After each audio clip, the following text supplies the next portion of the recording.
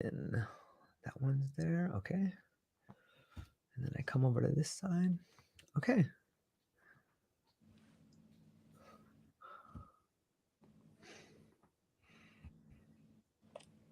All right, ladies and gentlemen, welcome back to the True Life Podcast. I hope everybody is having a beautiful day. I hope your Christmas went well. I hope you have plans for the New Year's. I hope you get to be in the arms of the person with whom you are in love with. And yeah, I hope that everything is going amazing for everybody today. I have an incredible guest for you, Dr. Jenna Mullen. I just lost her picture, though. I'm not sure. There she is. I'm back. Sorry about that. That's all right. It happens to the best of us. We're here and then we disappear. We're trying to stay in the moment. But I have an incredible guest, ladies and gentlemen. It's my distinct pleasure to welcome an inspiring guest, the incredible Dr. Jenna Mullen. As a doctor of physical therapy, Jenna brings out not only professional expertise, but a genuine love for people and an unwavering passion for enhancing the quality of life for everyone she encounters. Jenna's journey is marked by dedication and a commitment to lifelong learning. She earned her doctorate from the University of Texas Medical Branch in 2014 and has amassed over 15 years of experience in diverse physical therapy settings across California, Texas, and the beautiful islands of Hawaii.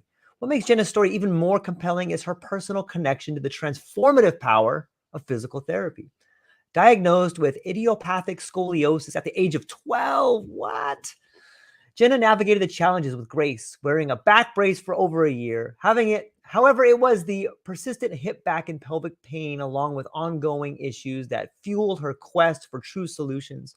Her own journey towards relief and understanding the root causes of her discomfort ignited a passion within her. In her mid to late 20s, through education and personal experience with physical therapy, she discovered profound relief from years of pain. Jenna, thank you so much. Dr. Jenna, thank you so much for being here today. How are you? Thank you for having me. I'm so excited to be here and talking with you, and I'm doing well. Thank you. Yeah. It's such an exciting time we live in. And I'm always curious when I talk to someone for the first time. Like, I've read a little bit about some of the things you're doing and what kind of got you on your journey. But maybe you can give us a little bit more of a foundation. Like, who were you before you became the person you are today? Yeah, that's a good question. I feel like it's evolving, Totally. total evolution all the time. But so yeah, I think, my journey, as you touched on, began when I was young, and I had I had an aunt who was a physical therapist. And so she definitely helped me a lot, like when I had scoliosis, and giving me, tools and things to work on. And that was definitely a challenging time. But I feel like my body has been my biggest guiding light and educator, and has just kind of taken me on this path of, finding my own healing and like answers to things I'm experiencing, and connecting with people, and then with her guidance of like, why don't you think about what I do, and I've always been in the field of like physical therapy and healing, and wanting to bring healing and hope, to other people. And so I went to school, I guess. Yeah, kind of fast forward here, but went to school in Texas. I'm from California, and found an amazing school that had a global health program that really called to me. And then in the 3 years that I was in physical therapy school, I did a rotation on Maui. Nice. And fell in love with Hawaii. And so when I graduated, I was like, okay, how can I get back there? And so ended up taking a job working with kids with special needs in the schools. And I did that for 9 years and loved it, and still feel connected to those children and their families and the teachers that I worked with.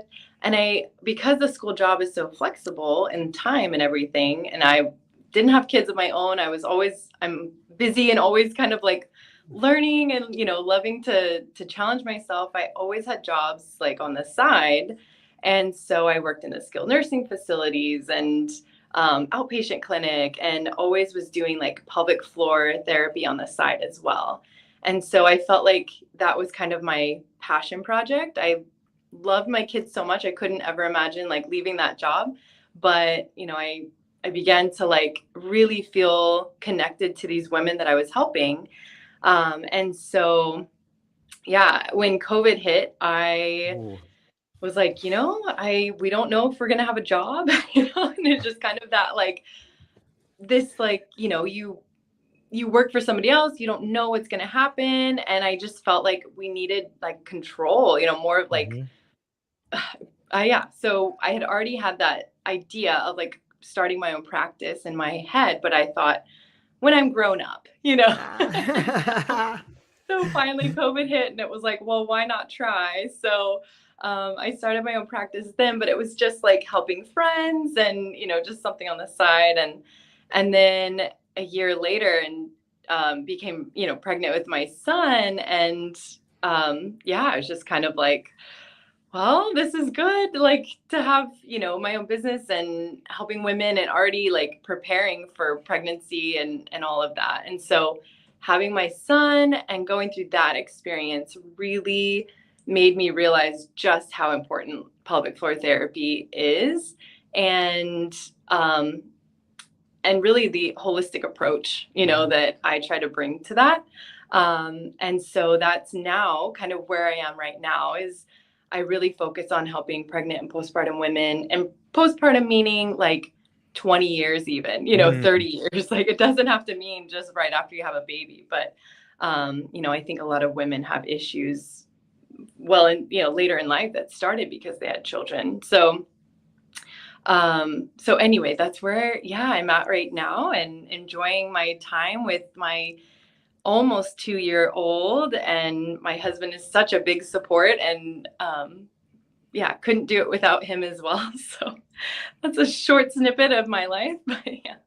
It's amazing. I love to hear the way in which people's lived experience translates into the way in which they can help people throughout the world, in their practice and in their ideas and everything they do. And it sounds to me that COVID, but for a lot of people, was like this transition or almost like a wake up to your true spirit and your true nature. Is that kind of how it was for you? It sounded like things kind of changed at that point in time. Oh my gosh. Yeah. I always think of it as like a sifter, it's like Yeah. we had, and it was just like, Yep. okay, now do something with that, Yeah. so just it really like challenged like who we are, and what makes us happy. Like I think it made us question like what is important in your life, Yeah. and it really took away everything, and it's like we had to like piece back together like who we want to be, like what we want in our lives, and the Yeah. people that we want in our lives. And yeah, um I think, everyone had their own experience, right? Some Right.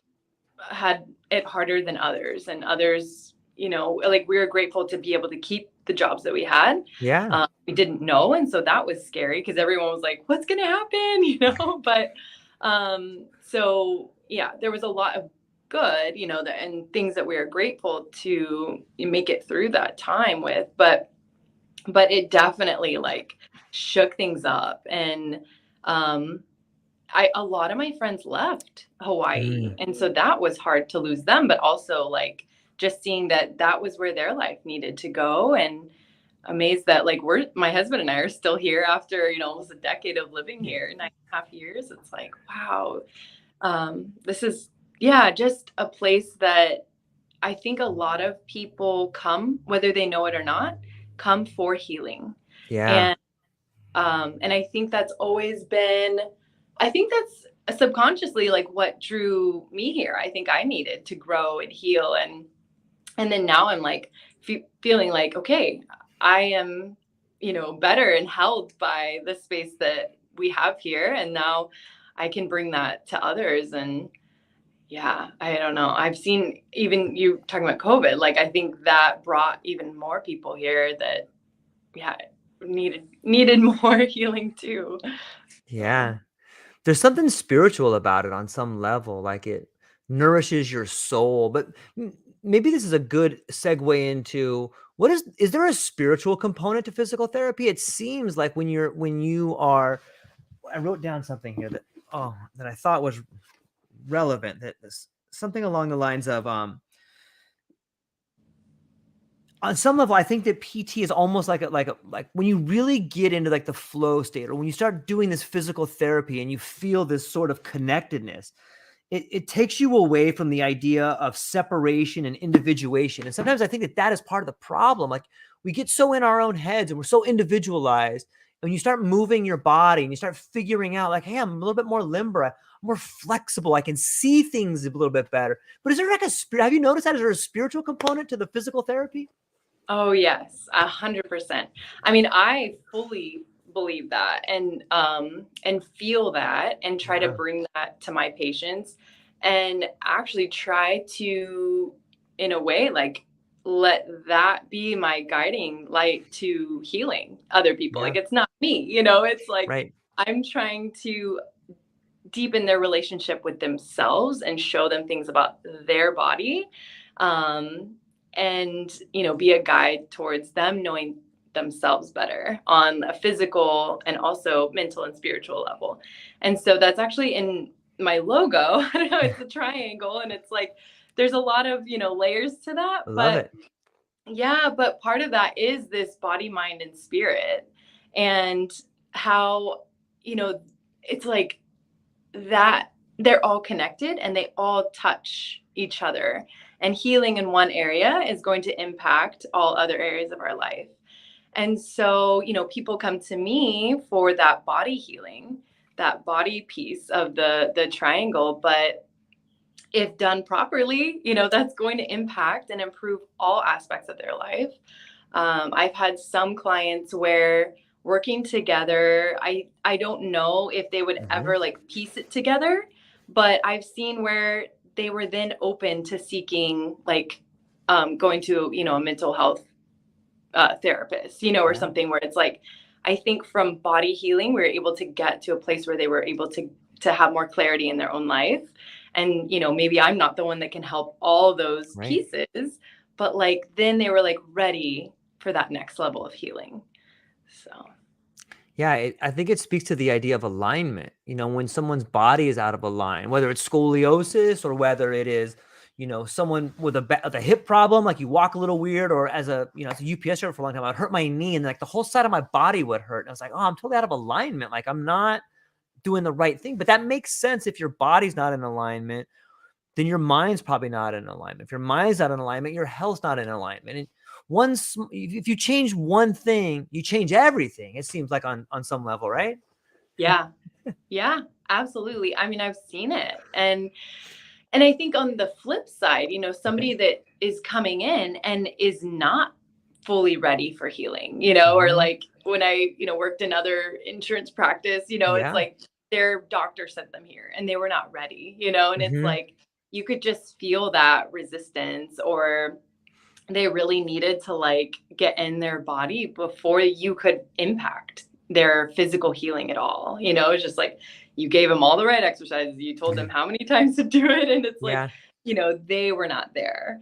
And so I think, that's why it's nice when the person is like ready, or they're open to like, okay, I know, I have this knee pain, but like, I don't know. It's like they get that, yeah, they're ready for that on like more than just I need to get rid of this, because that's a small piece of who we are and part of, a small piece of healing and feeling whole. It's like, yeah, the physical pains that we feel sometimes it's like the end of the line.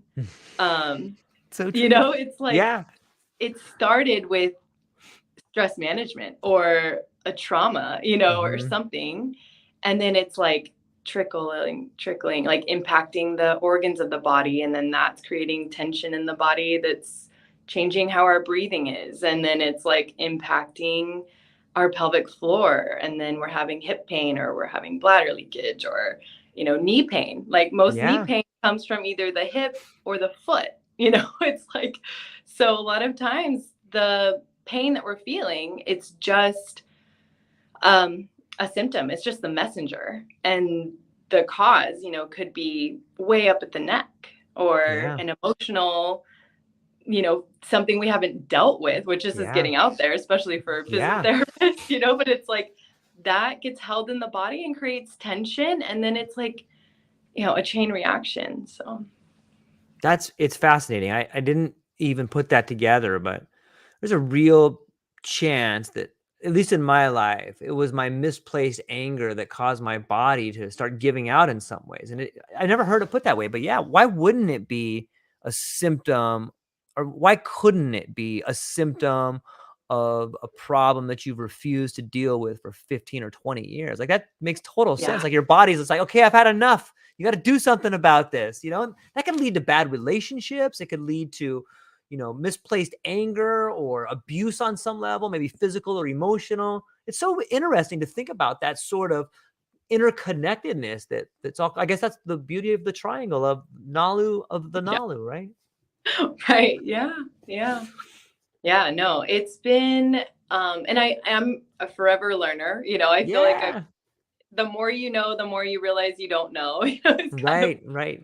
what happens. But a few years back, I've it just became, through some coursework that I started to Mm-hmm. follow and learn. It's like kind of that deeper understanding of the body and Yeah. what's happening on the inside, and not just like, oh, elbow, knee, shoulder, neck. And Mm-hmm. it's crazy that like we even break our body up into those little sections, and Yeah. so it just like burst my, that bubble that how I was trained, for physical therapy school on, and just like thinking about the body in a completely different way, Yeah. and deepening my knowledge of anatomy of what's going on deep in our system, and like how our bladder is through fascial lines and is connected to the liver. Even that's like mind blowing, but how all of that can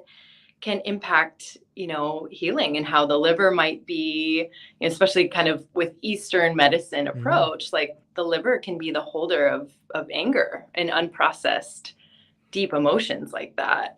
And so if we have, creating tension within that, it can trickle down to bladder leakage, or really like then, knee pain or something like that. Yeah. So yeah, it's like I'm still learning all that, but being able to like feel, if I have a patient laying on my table and I'm, helping, like I'm mobilizing and moving her uterus, and she's feeling the back pain that she's had 30 years. And it's like, whoa, where is that coming from? You're impacting it in a completely different part of my body that I didn't even know I could access. It's mind blowing, and it's led me to be more and more curious about what's really going on and how our body works together. And I feel it's just, I'm just like an iceberg, tip of the Yeah. iceberg, this knowledge. And it's exciting. It is exciting, and it must be exciting to be able to help people move through the dilemma or move through the pain on some level. Uh, on some level, like I feel like our culture is absent of rites of passage, and I'm curious, as a mother, as someone who's given birth to a child, like, that's an incredible rite of passage. It's an incredible ceremony in some ways, and even though it's celebrated, it's not really celebrated, at least with the people Mhm. I know. Like, there's not a group of women that get together and explain, at least not in my family, like, hey, this is going to happen to you. Here's some things that are going to happen afterwards. Here's some ways to fix it. Like, I think that's kind of unique to one of your messages, that you are helping this sort of rite of passage afterwards. Like, it's kind of unique. Can you speak more to that idea? Yeah. Yeah. That's beautiful. I think that it is almost like it's a sad thing that we don't celebrate, Yeah. the birth and women's bodies, but Yes. not just to like silo women. I think men's bodies are amazing too, and we can't do it without you. But this amazing experience and what our body is able to go through in such a short time span. Yep. I used to think, when I was sitting in physical therapy school, like learning about like the pregnant body, and I'm just like, who would ever do that to themselves? Like, never having kids. And then fast forward 10 years, and I'm very grateful for, that experience. Yeah. And But it's an amazing experience, and that our body is capable of that. It is something to be revered. And I think it's sad how our culture just like, oh, you're broken now, like I have a Hmm. friend who's like, oh, you help broken vaginas, sorry. You have to have a good sense of humor about it, Yeah, but of course. so, but it's just like that, you know, that idea. And like this same person, I appreciate having him as a friend, because he's like, kind of, he'll say kind of, I think, what Yeah. people usually don't. And he's just like, yeah, why do women breastfeed so long? It's like they ruin their boobs, and stuff. And it's like, I think that's the typical like mindset of this. But yet I never really thought that I would enjoy breastfeeding and like have like appreciate my body even more after going, through Yeah. pregnancy. Like there's so much, and this can be such an amazing opportunity for women to really come into their power. I think a Yep. lot of that power is taken from us when we go to Yep. the doctor to, get on birth control. And like, I'm not downplaying that, but at the same time, it's like we're giving away this ability to really understand our bodies and our cycle. And I think we've just Yeah. come so far away from who we were, 100 plus years ago, way before that too. It's like, and where we're in tune with the earth rhythms. And so, trying to find this balance of like modern life and acknowledging where we are, and also trying to be in tune with our innate self. And I think motherhood and, um, birthing and all of that is an amazing opportunity to come into that, like, who we really are. And even if it's just a short glimpse, it's like, wow. And I have some patients that are like, I want to walk in, I want an epidural, like, I want to lay here, have this baby. Yeah. Sometimes it works out for them. And then others are like, I want a natural birth, in a tub. I want to birth in the ocean with the dolphins. And it's like, just, they want to feel that animalistic, and so it's just like, and totally different experiences. And women today, have kind of had that opportunity to choose, but sometimes life chooses a different path. Um, and so that's real too. That's something that I try to prepare women for. If they're like, I want a natural birth, it's like, baby might have another idea. So let's at Mhm. least open your mind to other possibilities so that you are aware, because I've seen traumas come when women just don't know, and then they feel like it's happening to them. Mm. But if I can help them feel a sense of control because they've done all they can to prepare, Yeah. and now you can let go and let what baby needs happen, or, because there's so many things with this time in our life that we don't have control over. And so just educating women on that can really, I think, give them peace and security and calmness, and just knowing that they're prepared the best that they can. Um, so yeah, it's an amazing time, and I'm so blessed to like be sitting with myself in this time and helping other women in this time. Yeah. Yeah. It's what a cool gift to get to, and it speaks volumes of your character to be able to be in that position where you can see the different states, not only of the body, but of like the psychological profile and some of the things that come up. And maybe this speaks to earlier in the conversation when you first moved out here, you were working with special needs kids. How did that relationship help you understand, you know, more about relationships? It sounds to me like you would see the kids, you'd see their families, and that probably gave you some really interesting insights into relationships about life and motherhood and fatherhood and being kids. Like, maybe you could speak to how that changed you as far as understanding relationships. Yeah. Oh my gosh, so much. I learned so much from my kids, and Yeah. a lot of the kids, so if you think of, kids with special needs, a lot of times we think, speech therapy. Mm-hmm. There's a lot of speech therapists in the schools, and we think, autism, and there's occupational therapists. A lot of times they're helping kids with like sensory issues. For physical therapy, a lot of people don't even know there's physical therapists, in the schools. And I helped a lot of the kids that primarily had gross motor issues, where they, had issues walking, going up and down stairs, things like that. And the range was wide. So some, they couldn't move at all and had, really high tone and were kind of like in these tightened positions.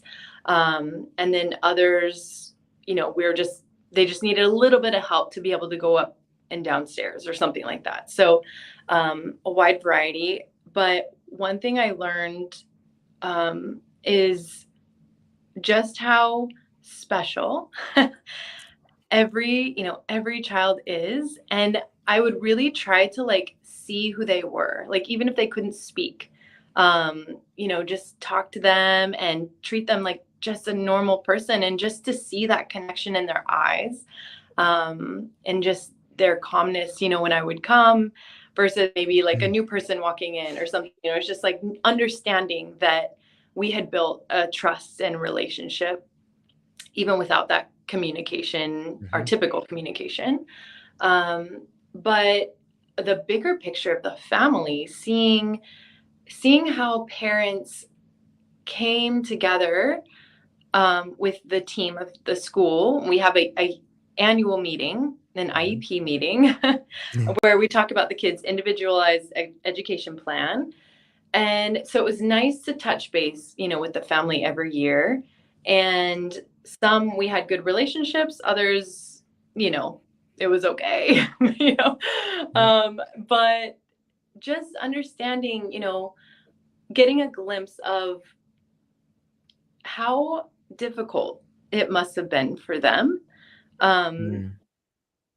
to have this idea, especially now as a parent, have this idea that it started during pregnancy of like, you have this kid, that is going to come into your life. And, our society is just like, oh, you got to get the stroller, you got to get, all these things. And then they have this perception of what this child and this life is going to be like, and what it's going to be like for their family. And then, maybe something happened in utero, something happened during birth, and things changed. And for the parents, knowing that I was meeting them when the child was about 3 years old or even later in life, what they had gone through up to that point and how strong they were, how resilient they were, and are, it's just, it was amazing to see.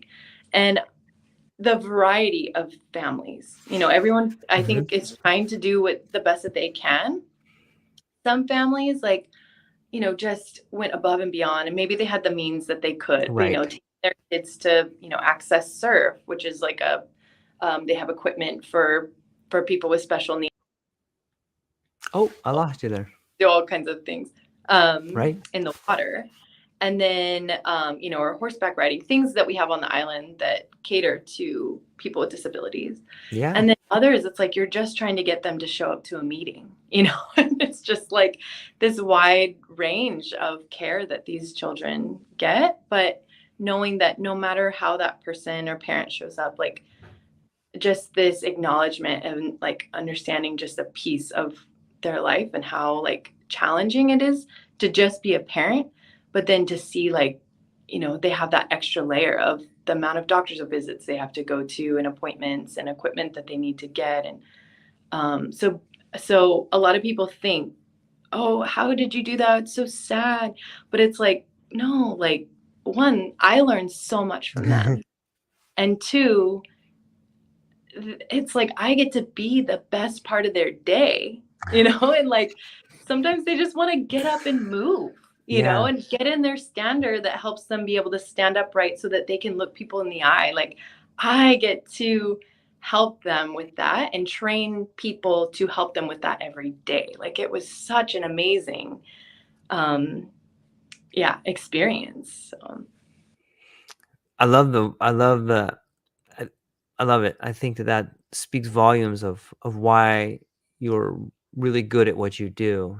You know, the way we show up in life and the way we see our situation is usually a pretty big barometer of who we are on the inside. And how do you think it trained you? Like, I don't want to say trained, but on some level, it showed you a way you can be, and it gave you a unique perspective in your own life. What are some things that you do in your own life now because you went through that particular section of life, or because you were able to do that for people? What are some lessons that you've learned there that you apply in your life now, and you can help that you maybe you teach other people?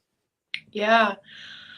I think the biggest thing, is gratitude and Mm, just, being yep. grateful for everything that we have Yeah. and um, mobility and, being a big piece of that, but just everything. And it's not, just that, but people in our lives and different, experiences. It's just like you heard about, that friend of yours that passed away, that it's just like they're my age, like, Yeah.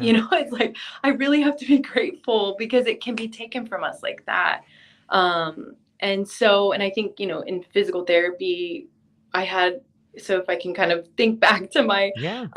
when I was, even before physical therapy school, I was in my undergrad. And I think a Hmm. very poignant experience that I had that really impacted my life was this lady who said, my husband and I retired, and um, we thought we were going to travel the world.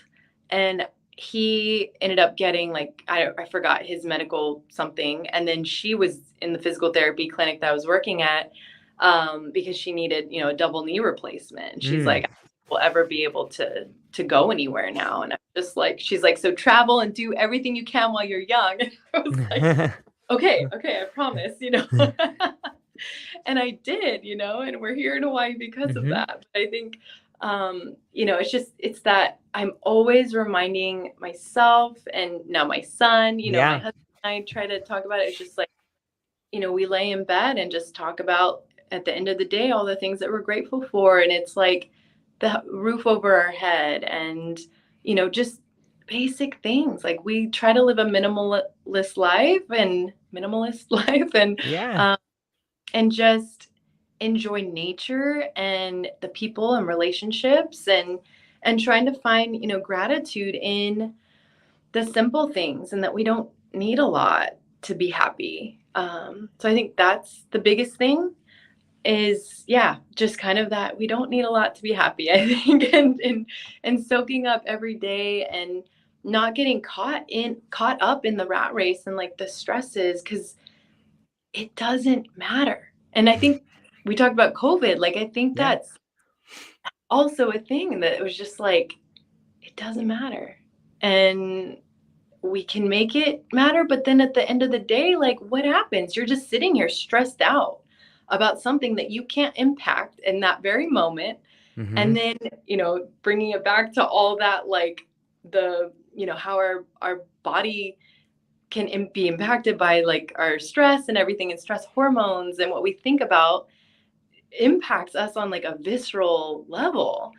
And it's like, why go through that experience, so I'll like just try to observe myself. I also kind of try to apply, like, the Buddhist principles, Hmm. and and meditate as well. I think that's also something I know, if I haven't been into like a even just a simple meditation Yeah. practice or breathing practice, like I notice it where it's like I'm getting caught up in those feelings. So trying to come back to all these things and just like it doesn't matter. Yeah. I love it. It's interesting, and I too am a huge fan of nature, and I think I think everybody's probably a fan of nature. Once they sit around a beautiful area, or they go on a hike, or they go to the beach, and in Hawaii, it's very difficult to not be in awe of the environment in which you're surrounded by. And I'm often mesmerized by it. There's almost like a language in nature when you go out and like you look at the trees or you look at the plants, and if you stare long enough, or if you just sit with it long enough, it's almost like secrets are revealed to you. Sometimes Mm. I watch this vine. I have this vine that climbs up a tree at my house, and I sit out there and I think to myself, how does it know to climb up 30% of the tree? And then on July 9th at 2:22, it releases this flower at a 35-degree angle, right when the sun is at its zenith. It's like, how does it know that? And then all of a sudden it hits me like, how do I know how to live my best life? And you're like, oh, that's nature just talking to me. Like, it's going to be Yeah. all right. Like, there's a plan in place. And if you worry about climbing up the tree the wrong way, like, just stop. Just be in the moment. It's interesting. What do you think about like the nature of language? Are you able, like, is that too far out there, or do you see it too? Or you incorporate it into the world you're doing? Or what do you think about that? Yeah, no, that's a beautiful idea. I mean, even just the simplicity of Yeah. colors, and I think there's been enough research of like Yeah. blues, right behind me, the ocean, blues and greens, are calming to our system. And Mm-hmm. it's like, okay, I don't think that's coincidence, it's like that is nature, Mm-hmm. and so I think, yeah, just how we feel in those moments of silence and silencing all the noise of the world, the lights of the world, and getting out in nature. And it's like there is a language. I never really pieced that together as its own communication, but there is so much.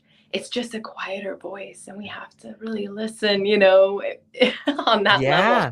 When we're used to a world that's shouting at us and blinking at us, and it's like you have to be aware and really like want that, I think, or you're forced into it because you've Mm-hmm. hit rock bottom, but Yeah. I think, if we can choose to listen and be in nature and silence it and silence the world, I think, man, we really can learn so much about ourselves. And I mean, I think we used to do before we had kids, Mm-hmm. we used to do a lot more like hikes, and I've hiked Haleakala on Yeah. Maui. There's the craters, and so we have a group of friends that we would try to do that hike with. Not annually, but maybe we would at least try annually, even it would be biannually. But just meeting some of these people for the first time and doing this hike together, we became best friends, because it's like you're going through such a tough experience, and being out in nature and just the conversations that would come, and the like how it would just help us like tap into this real authentic, ourselves. And it's like I felt like I got to know that I've known them for 5 years, and I've known them for a weekend, really. It's Yeah. just it does something to our souls that nothing else can. Yeah. I love that. That's a great way to put it. And there is something that when you share a relationship, not only with someone, but the environment, it's like an altered state of conscious. Like you're all identifying on this other level, and you're being affected by the song of nature, be it the wind or the environment, or the flowers, or just the terrain. You really get to have a different perspective and how you fit into the world. It's Mm-hmm. it's it's mesmerizing to me to think about that. Like, I don't know. You also have like a really strong commitment to education. And it seems Mm-hmm. like you're always learning, whether it's going hiking with friends on Maui, or learning about the body, or starting to learn about like the Buddhism or the Eastern traditions. What do you is it just a natural sense of curiosity? Have you always been curious, or how did you have this affinity for learning so much? Oh, I've never thought about like that being an origin story. I'm not sure. That's interesting. I I definitely have always had that. Yeah, I guess it stems from a curiosity of like Mm, I have this deep understanding of like, or wanting, I guess, a deep yeah. understanding. And it's always that, why is it that way though? And I'm not rebellious by any means. Maybe I actually should be more, Right. but even still, like I would, conform, but also like, why are we doing this though? Even though Hmm. I might keep it to myself, but always curious about the why. And I think I think when, I was trying to figure out what path of education I wanted Right. to do early on, I remember thinking if I became a physical therapy assistant, PTA, not a Okay. PT, that would be so much easier, because it's like 2 year certification versus like, an extra 3 years of, doctorate program on top of, your 4 year degree and all this. And just like, you just follow what somebody tells you to do. Like they create a plan and then you work with the patient, which is the best part. You're working with that patient directly and helping them like figure out how to do the exercises that this PT said they should do to get this goal or, achieve their goal. Right. And I just remember thinking that for like a second, like maybe I should be a PTA. And I was like, I know I wouldn't be happy because I'd always be like, well, why? Why? So I think, yeah, it's probably innate. I don't know how much was nature and nurture, but I've always had that, like and wanting to understand on a deeper level. And I think my body, has been a guide, like I said. And then that question of just like, but why has Yeah. other guide. Yeah. I think when I work with a patient and I'm able to get them, reach this goal, but maybe there's like a cap and we're trying other things to get them even, you know, feeling even better or their bladder urgency even better. And it's like, why can't we improve it, past that? And so I think that has like led me to thinking and I guess furthering my education in other areas, because it's like, oh, traditional Yeah. physical therapy like approach for this should have worked and it did for these 7 other patients. Why isn't it working for this one? And so it's like chasing that question, has led me further to understanding I don't know anything. It's true. It's true that the deeper you go, the bigger it gets. It's Yeah. like a flashlight always illuminates the fact that there's way more darkness around you. Yeah. Oh, yeah.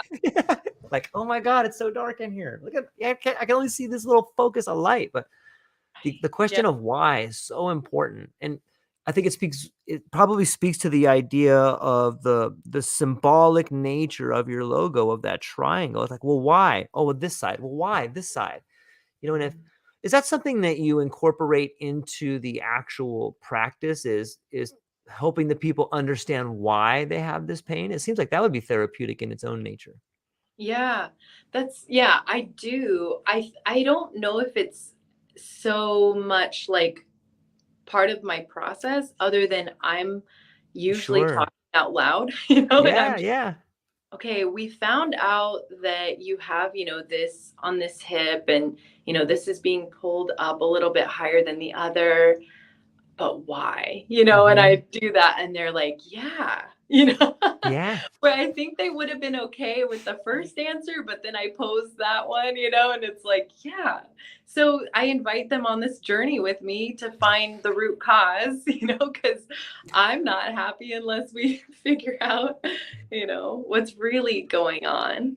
And I feel like I'm learning and gaining the tools to dive deeper, where before it was just like, oh, well, we're not sure, maybe we'll send you back to your doctor and be like, physical Right. therapy didn't work, and it's Right. like, I'm not okay with that answer, and I have recognized that, like, I, okay, this is my own coined term. I Yeah. have what's called a Jesus syndrome, Okay.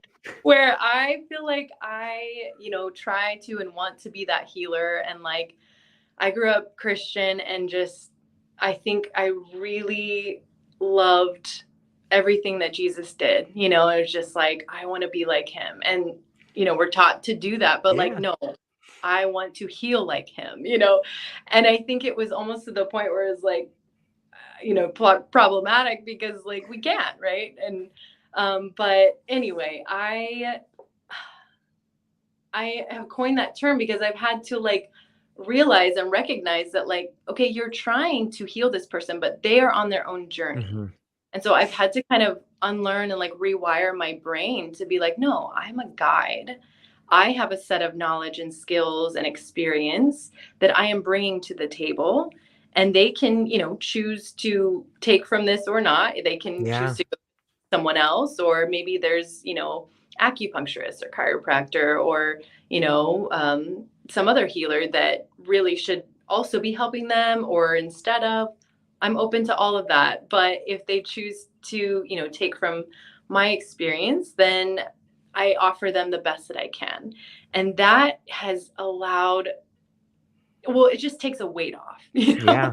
huge Yeah. weight of like trying to heal the world. And like, but it really puts it back in their court where it needs to be, because it's their body, Yep. it's their journey, it's their mind, it's, and I felt that patients, like, yeah, they respond well to that too.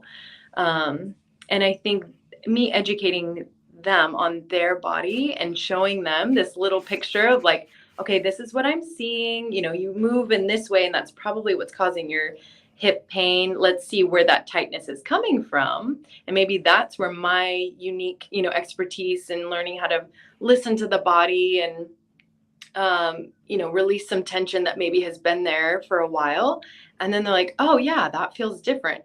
Well, now it's in their court to then, keep that breathing happening that helped open up that tissue, or, that Yeah. exercise to strengthen in this new alignment. So it's back and forth, but it's very much, supporting their journey. I love that. I love the language you use about like, I invite them to go on this journey with me to help heal themselves. The idea and the recognition and the humility to understand that the healing happens inside the body for someone else, and you don't want them to like depend on you to be like you're not the person that like that's how addiction happens, in my opinion. Like people say, okay, well, I need to go here, I need this pill, or I need this thing in order to be better.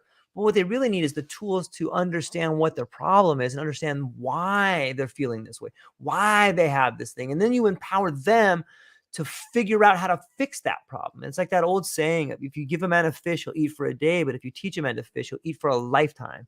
And it just seems like I love the way you use the idea of a guide. Like that seems like such a more of a holistic approach. And I'm really thankful to hear that. Like no wonder people want to come to you and hang out with you and come to you for guidance, because you're showing them how to fix problems that can deal with them. Isn't it? Do you find that people that come to you, like it seems to me that people in pain, they often have other problems, like it can manifest in their relationships too. Have you noticed that people that start healing their body start healing their relationships? Yeah. Yes. I think, I'm trying to think of an example, Okay. but I do think it impacts, like we said, all that Yeah. whole aspect of their life. I think the thing that comes to mind quickest for me is people that come, like with a lot of Right. anxiety. And it's like you can just see it. Sometimes in the email, the first Oh email they yeah. send to me, the first point of contact, I'm like, I think I get this person a little bit, Yeah. It's like, I try not to let my brain go to like too far, but really Right. just be present and listen to them, Mm-hmm. and give them that opportunity and not create this idea of who I think they are before I even meet them. But with that being said, experience has taught me that like, people that are anxious and have Yeah. that like more up, nervous system, a lot of times have issues that bring them to me um because it's impacting, every Yeah. That's a part of their great system. word. Yeah. And I think on a relationship level, it depends, but I do see that can trickle into, relationships with how they see their kids or, Mm-hmm. their spouse. And so I hope that I can be kind of this like calming, grounding energy, when they come to see me. And a lot of them do feel like, man, I leave here and I feel so calm. And, and it's like, okay, take that into your life and, like, Yeah.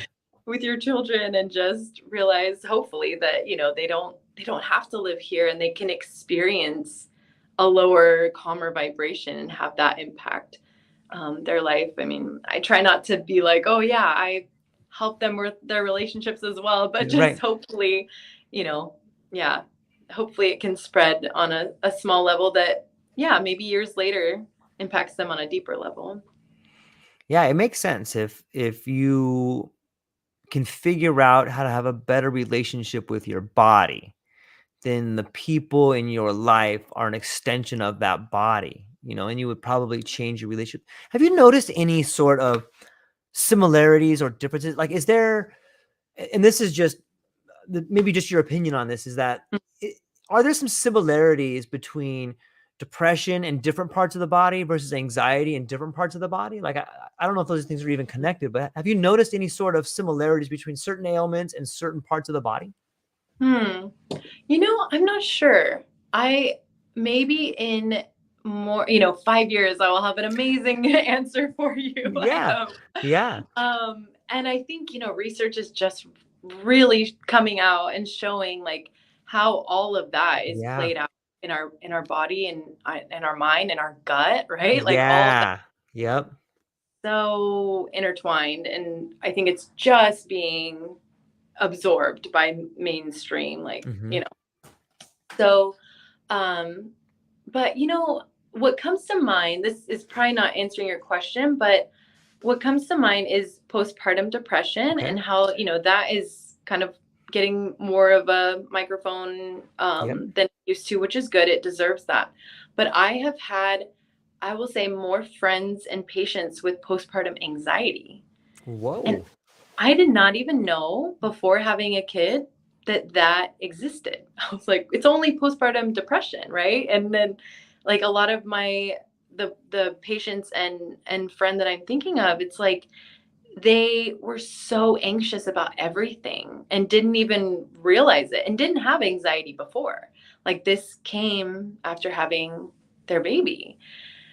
And so that just, I don't know if it comes from a different part of the body, but I think it's interesting, one, that it came, after their body went through a Mhm. big change. And then, thank goodness, they were aware of it and then sought Yeah. help.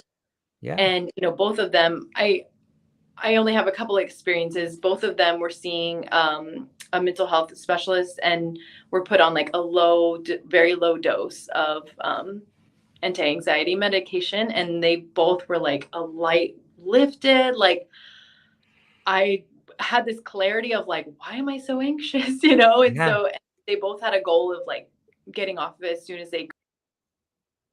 But yeah, I don't know much about that, other than it's just like that was news to me that Yeah. that's real. Um, yeah. You mentioned the word aware. Like, what role does awareness play in the people that come to you and the way you interact with people? It's huge. I will tell patients, I'm like, the light might go on like how their posture is, and how Mhm. that plays into their pelvic floor, symptoms that they're experiencing, or tightness in their neck or back. And I'm like, okay, you're aware of it. And that's the first piece, and maybe that's all Right. we had, was bringing that awareness to them and giving them one exercise to work on their breathing or something. That's all we got through the first session, and sometimes that's like a lot for them, so um yeah, the quote that comes to mind, I think it's Theodore Roosevelt, that says, if you believe you can, you're halfway there. And I fully believe that. And I Yeah. think that belief can be awareness. If you're aware that you are, or whatever XYZ is, you're halfway there. So Yeah. that's huge. It's just helping people feel their body, and come into their body is so healing and sometimes that can help so many issues that they're having. That awareness can be like, yeah, the foundation point for most of the healing that they need. It's interesting. I've been speaking to some people pretty recently that have brought up some really interesting articles that talk about like sound and frequency and like the magnetic, what was I talking, the electromagnetic fields around us and stuff. Have you ever like dove into any of that to like see how that might be affecting people? I spoke to this woman yesterday who was speaking about like the magnetic field of the heart, and like that's how you can, when she was explaining it, she did a really great job at explaining the way in which she gave an example of how she used to work in this really low income neighborhood. And when people would come to the door, she could just see the level of stress on their face. And like, this person is going through a lot right now. And you could feel it. And she equated that feeling to almost like the same feeling you get when you push magnets together, you know? And it's like, it makes so much sense in so many ways. Do you have any thoughts on that? Yeah. Oh, I have a lot. Okay, awesome. Let's hear them. This is an area I'm so open to and so interested in. Yeah. And I'm so grateful that like, technology's finally catching up and we're able to like measure these things, that I think have been felt by the human, race and animals and everything for millennia. But Yeah. it's just, I think this is part of, if not most of what, Eastern medicine has kind of been aware of and grounded in, and Western, is now acknowledging a little bit because the research is finally able to do it. We can study it, which is fine, but Yeah. so I will say I don't know a ton about it, but I can feel it. Like that is what, and I don't do Reiki or anything, but I use a technique called visceral manipulation or visceral mobilization. And it's like where we learn to train our hand to feel the different tissues and the different layers of the body. And it's becoming very sensitive to all of those things. But also once you get to, let's say, the liver, for instance, and the anatomy and everything, it's very Eastern meets Western, I think. It's grounded in anatomy, but there's this energetic piece to it, and you're listening to, this organ. And I mean, I can only say it's that energetic field that I can feel this gentle, like pulsing. And each organ has their own rhythm, their own pulsing, and movement to it. And it's beautiful to like tap into. And I've also felt that magnetic either pull or push. Yeah. And what's interesting, working with pregnant women and doing like, internal like pelvic floor work and preparing the muscles for birth, or helping them, with pain or things like that. There's been times where it's like, I feel that magnet. It's almost like you're pushing, the wrong ends of a magnet. Yeah, totally. Way. I feel that. And I'm like, okay, baby, I get it. It's so interesting. And I can't fully explain it. And I definitely have that why, like, what is going on, this curiosity. And so that, again, that's the driving force of like furthering my education and knowledge and skill set and all of this, in addition to, the typical physical therapy, realm and all the tools that we have with that and mindset of that. So, but broadening to that and knowing that there is more going on. And I've been able to help patients knowing that on a deeper level. And so I'm just, even if it isn't like, let's say it isn't like we don't know enough. And, there is that like, what's really happening? We don't know enough. Well, we know something is going on. So why not just trust the body, trust that there's something else there that we don't understand, and that's okay. And if we can reach, one person and help them find a deeper healing because of that, then it's worth questioning. It's worth understanding deeper, a deeper level on. So. Yeah. I love it. and it's almost right. It's right on the body. Like people have like some people are AB negative, some people are B positive, some of A negative. Like, what does it mean when your blood type has a certain charge to it? Like, does that affect the relationships you have with other people? I know some of my Japanese friends, like they really have the whole blood types breaking down into personalities. Like you be, oh, you're Mhm. B positive, and this is like your chart right here. This is the kind of things that you can have right there. And it's interesting to look at. I haven't done a whole lot of research on it, but it's Yeah. like you said, that there's got to be, if there's a negative charge or a positive charge in your body, that has to affect the way in which you navigate towards certain things. When we look at nature, like birds fly south for the winter or north based on a magnetic field. So Mhm. if we can agree that we're part of nature, then we have to be affected by that. It's so fascinating. And maybe that has to do with this spiritual awakening that's happening now. Like maybe it's the magnetic North Pole moving, or I don't know. It's so fast. I always think about it. Yeah. Why too? Yeah. No, I don't know enough about it. I wish I had, Right. all this Me research too. I could spew out, but Right. you brought to mind all the, eating for your blood type and all that. Yeah. Like, again, I don't necessarily subscribe to that. I know people that do, and Right. they look fabulous and they feel fabulous. So maybe there's something to Right. it that I'm missing out on. But no, there's definitely something to it. I think even just like an MRI, it's like we're taking pictures with energy, and it's Yeah. like how that moves through the different tissues, and they're sending, an electrical impulse, and it's going to flow slower through some tissues and faster through some tissues. And so it's like, yeah, we can measure and see things because of energy. And yeah, so it's there. I think some people just don't understand it and then throw it out, but I think it's those that are willing to like hang in there. And technology's technology is only going to catch up, Yeah. and we're understanding all the quantum physics and all of that on a deeper level. So it's like, okay, humans are brilliant and figuring it out, but also like I think that can in some way be limiting when it's like we cannot touch it until we know more. Yeah. um I think that can create some limitations, but Yeah, it's interesting. I know that I talk to a lot of people that publish some papers or some doctors sometimes, and just a lot of really cool people. And it seems to me that for quite some time we went through this period where we were real hardcore on science and we threw out anything that you couldn't measure.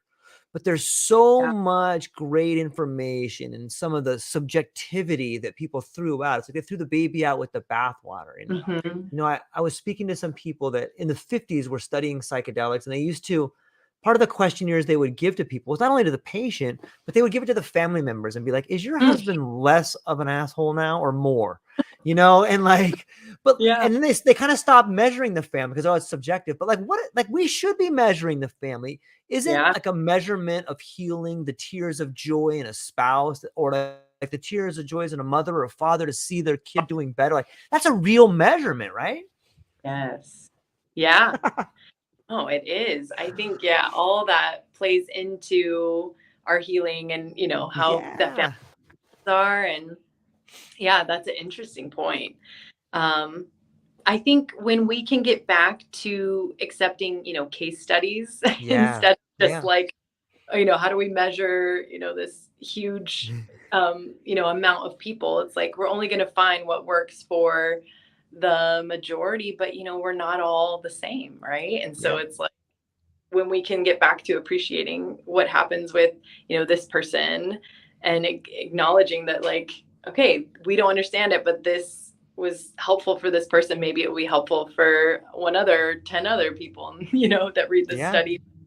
um but yeah, the impact of the family, I mean, I think going back to the kids, it's like we we all impact one another. And like, I think, okay, so this is maybe a little bit of, yeah, off topic here, but one thing that I learned so much from my kids with special needs is they taught me about the quieter, more like spiritual side of things. And we all help one another. We're all in this like life together. And, maybe I'm helping them physically and I have that, gift, if you will. And then they see the world differently. And they are now teaching me how to Mhm. see the world differently, how to quiet down, and and then how are they impacting their parents? And so we all can support and help and heal one another, and our energies are all working together to be more whole. And we are in this life together, I think, to find healing and wholeness. And um, yeah, side That's a note. beautiful, that's a beautiful summation, I think, right there. That's such a great way to put a bow on it, I think. But before I let you go, first off, I really enjoyed our conversation, Dr. Jen. I appreciate the things you're doing. I hope one day soon to come and meet you and see everything you got going on. That would be Yeah. amazing. But before I let Yeah. you go, maybe you can tell people where they can find you. What do you have coming up and what you're excited about? Yeah. All right. Let's see. I'm not great with like social media or anything, but um, but I do have my website, naluphysicaltherapy.com, Hmm. NALU. And then I'm on Instagram as well. Just starting that. And that's also Nalu underscore physical therapy. And what I have coming up, I'm excited about this year. I am hoping to put out more workshops and education for pregnant and postpartum women, birth prep, postpartum healing, and all that comes with it, as well as bladder health. I feel like that's such an important topic for any age and any gender, but yeah, one thing, older women, I used to work in the skilled nursing Uh-huh. facility. Like a lot of times, if we don't have good bladder control, then that is sometimes the leading cause of needing to go into a nursing home. And so it really is important to get ahead of this. And when we start to have issues, to find help, because there's usually always something we can do about it, and it impacts the rest of our life. It impacts how we feel about ourselves. It impacts how we show up for our family. And so yeah, so I'm hoping to just help more women through education on that, with groups, but also I am here doing one-on-one therapy and love working with love working with my clients. That's and people go to your website, they can book an appointment or book a call or like can they do that on your website? Yep, they can book a call. I actually need to set up where they can schedule, but I do everything like slow mo. Like they can fill out the form online, and then I personally reach out to them. For me, this is such like a personal experience, and I try to yeah, just make it a very comfortable, enjoyable, empowering, experience from the first point of contact. But yeah, that's the easiest thing. Or call, email, text. My website and information, or sorry, my phone and information is on the website. But yeah, that's how I have it set up right now. Yeah, there's a lot of things I can improve to make it go smoother and faster, and that's also something I hope to do, this next year. But right now I'm so old school. I'm just like, Yeah. let's just talk. I like So, that.